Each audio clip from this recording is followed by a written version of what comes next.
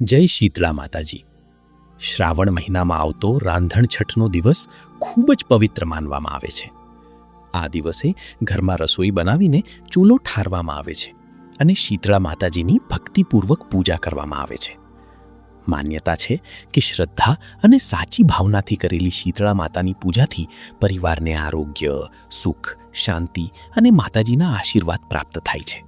આજના વિડીયોમાં આપણે જાણીશું રાંધણ છઠની પૂજા માટે કઈ સામગ્રી જોઈએ, રાત્રે ચૂલો ઠારવાની સંપૂર્ણ વિધિ, શીતળા માતાની આરતી અને પૂજા પછી માતાજી પાસે ક્ષમા યાચના કેવી રીતે કરવી. તો વિડીયોને અંત સુધી જરૂરથી જોજો અને વિડીયો પસંદ આવે તો કોમેન્ટમાં એક વખત જય શીતળા માતા જરૂર લખજો. રાંધણ છઠની તારીખ અને સમય. મિત્રો, રાંધણ છઠની તારીખ અને ચૂલો ઠારવાનો સમય પ્રદેશ તથા પંચાંગ પ્રમાણે થોડો અલગ હોઈ શકે છે. અહીં આપેલો સમય દર્શાવેલા પંચાંગ અનુસાર છે. આપના શહેરના સ્થાનિક પંચાંગ મુજબ સમયની એકવાર ચોક્કસ ખાતરી જરૂર કરશો. શુક્લ પક્ષની રાંધણ છઠ 18 ઓગસ્ટ 2026 મંગળવારના દિવસે આવે છે.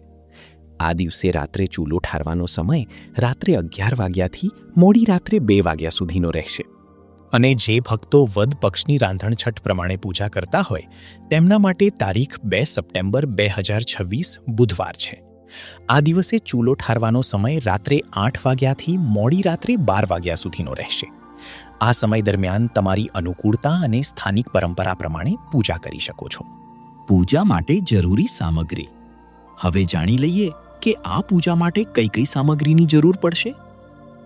શીતળા માતાજીનો ફોટો અથવા મૂર્તિ, અબીલ અને ગુલાલ, કંકુ અને ચોખા, ફૂલ, આસોપાલવના પાન, આસોપાલવ ન મળે તો આંબાના પાન, ઘી અથવા તેલનો દીવો, કપાસની દિવેટ, ગંગાજળ અને શુદ્ધ પાણી, નાગલા અથવા રૂમાંથી બનાવેલી ચૂંદડી, સ્વસ્તિક બનાવવા માટે કંકુ, બનાવેલું ફરસાણ, થેપલું, પૂરી અથવા પરોઠા, કોઈ મિષ્ઠાન અથવા ઠંડો પ્રસાદ.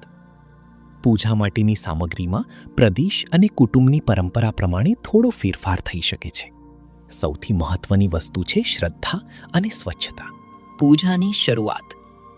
સૌપ્રથમ રાત્રે રસોડું અને ચૂલો સારી રીતે સાફ કરી લો. જે ચૂલા ઉપર રોજ રસોઈ બનાવવામાં આવે છે તેને પાણીથી સાફ કરીને ચોખ્ખો કરી લો. ત્યારબાદ ગંગાજળને શુદ્ધ પાણીમાં ભેળવીને આસોપાલવના પાનથી આખા રસોડામાં અને ચૂલા ઉપર થોડું છાંટો. આ રીતે પૂજાનું સ્થાન પવિત્ર કરવામાં આવે છે. હવે જો શીતળા માતાજીનો ફોટો હોય તો તેને સ્વચ્છ સ્થાન ઉપર સ્થાપિત કરો. ફોટો ઉપલબ્ધ ન હોય તો માત્ર ચૂલાનું પૂજન પણ કરી શકાય છે, કારણ કે આ દિવસે ચૂલો જ પૂજાનું મુખ્ય સ્થાન માનવામાં આવે છે. સૌપ્રથમ માતાજીના ફોટાને કંકુનો ચાંદલો કરો. ત્યારબાદ ચોખા ચઢાવો અને ફૂલ અર્પણ કરો. રૂમાંથી બનાવેલી નાગલા ચૂંદડી હોય તો માતાજીને પહેરાવો. હવે એક આસોપાલવનું પાન લો. તેના ઉપર કંકુનો ચાંદલો કરો અને ચોખા ચઢાવો. ત્યારબાદ આ પાનને ગેસના બર્નર ઉપર અથવા ચૂલા ઉપર શ્રદ્ધાથી મૂકો. જો ઘરમાં 2 ચૂલા અથવા 2 બર્નર હોય તો બંનેનું પૂજન કરી શકો છો, અથવા તમારી પરંપરા પ્રમાણે એક જ ચૂલાનું પૂજન પણ કરી શકો છો. હવે રૂમાંથી બનાવેલા નાગલા અથવા ચૂંદડીના ટુકડાઓ ચૂલાની આસપાસ ગોઠવો. આ સમયે મનમાં શીતળા માતાનું સ્મરણ કરો અને પરિવારના આરોગ્ય તથા સુખ માટે પ્રાર્થના કરો. પ્રસાદ ધરાવવાની વિધિ.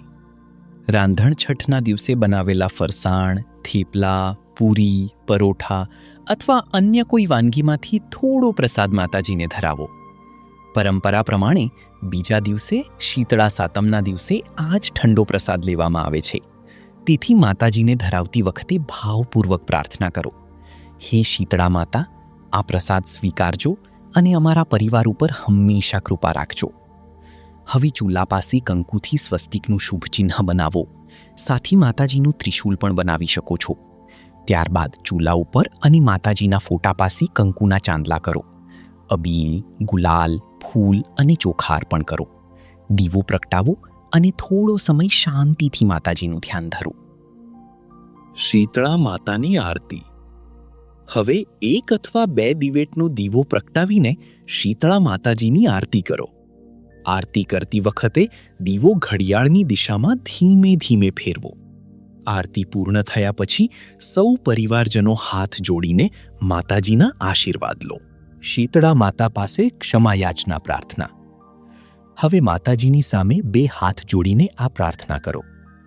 હે શીતળા માતા, તમે સમગ્ર જગતની માતા છો.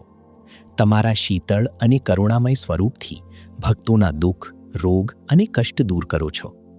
હે માતા, જાણતા કે અજાણતા મારી પૂજા, વ્રત, ઉપવાસ અથવા સેવામાં કોઈ ભૂલ થઈ હોય, કોઈ નિયમનું ઉલ્લંઘન થયું હોય કે મન, વચન અને કર્મથી કોઈ અપરાધ થયો હોય તો મને ક્ષમા કરજો. હું અજ્ઞાનવશ થયેલી તમામ ભૂલો બદલ તમારા ચરણોમાં ક્ષમા માગું છું. હે માતા, મારા પરિવાર અને મારા સંતાનોને તમારા ચરણોમાં અર્પણ કરું છું.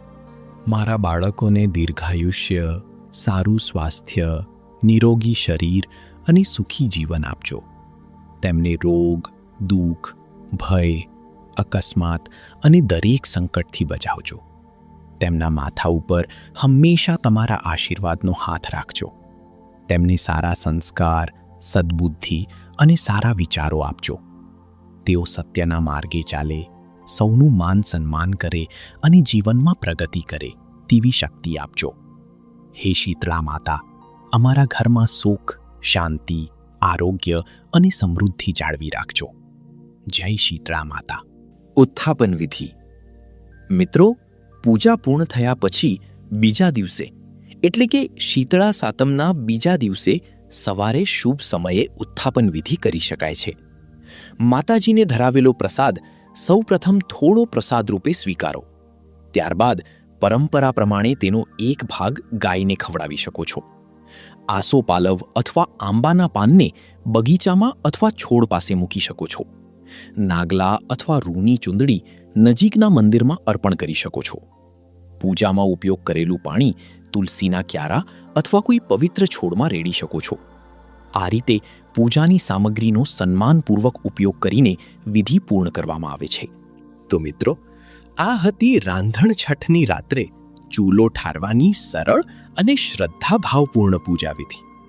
યાદ રાખજો, પૂજામાં સામગ્રી કરતાં ભાવના વધુ મહત્વની છે. ઘરની પરંપરા, કુટુંબની માન્યતા અને સ્થાનિક પંચાંગ પ્રમાણે વિધિમાં થોડો ફેરફાર થઈ શકે છે. તેથી કોઈ બાબતમાં શંકા હોય તો તમારા પરિવારના વડીલો અથવા સ્થાનિક પંડિતજીની સલાહ જરૂર લેજો. જો આ વિડીયોમાંથી તમને કંઈક નવું જાણવા મળ્યું હોય તો વિડીયોને લાઈક કરો, તમારા પરિવાર અને મિત્રો સાથે જરૂર શેર કરો. અમારી ચેનલમાં નવા હો તો સબસ્ક્રાઇબ કરીને બેલ આઇકન દબાવવાનું ભૂલતા નહીં. કોમેન્ટમાં લખજો, જય શીતળા માતા. ગુજરાતીઓ વડે, ગુજરાતીઓ થકી, ગુજરાતીઓ માટે. વીડી ગુજરાતી.